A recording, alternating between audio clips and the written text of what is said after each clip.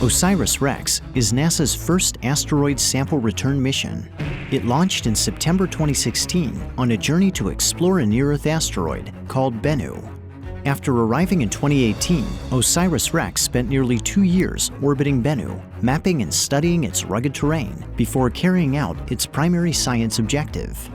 On October 20th, 2020, the spacecraft ventured to a small crater in the asteroid's northern hemisphere. It dodged jagged rocks and towering boulders and plunged its arm into the loose surface, excavating 6 tons of debris while collecting about 250 grams of material.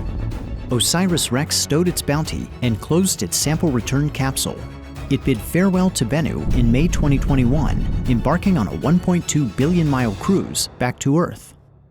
Now, 2 years and 4 months after leaving Bennu, OSIRIS-REx is closing in on the place where its journey began. On September 24th, the spacecraft will approach to nearly 63,000 miles from Earth. It will power up and release its sample return capsule at 4:42 a.m. Mountain Time. The capsule must be jettisoned within a narrow time frame and at just the right angle to hit its target, an area of roughly 250 square miles in Utah's West Desert. Once the capsule is away, OSIRIS-REx will fire its thrusters to avoid colliding with Earth. At 8:42 a.m., the capsule will streak into the atmosphere at a blistering 27,000 miles per hour. It will race across the western U.S. and begin to glow with heat, allowing infrared trackers on the ground to chart its progress. As it pushes deeper into the atmosphere, the capsule will rapidly decelerate, subjecting the Bennu samples to a punishing 32 Gs.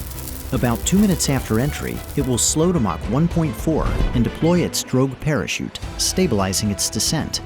The capsule will enter special use airspace at 8:46 a.m., almost 10 miles above the Department of Defense Utah Test and Training Range.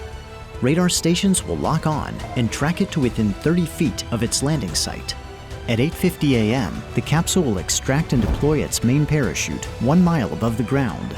It will make its final descent at a leisurely 11 miles per hour, like a marathon runner savoring a victory lap, before touching down in the desert soil at 8:55.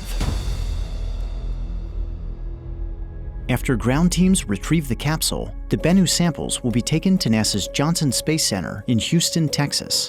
The sample canister will be opened in the Astro Materials Acquisition and Curation Facility, and the samples will be curated, distributed, and studied for decades to come. Having delivered its cargo, the OSIRIS-REx spacecraft will depart Earth, but its journey will not quite be finished. In a daring encore, the renamed OSIRIS-APEX will enter an elliptical orbit of the Sun, repeatedly passing within the orbit of Venus and pushing the limits of its thermal design.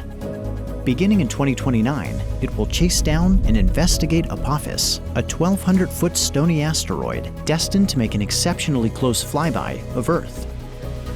After 13 years in deep space, at the start of a new decade, alone on a new world, the journey will continue.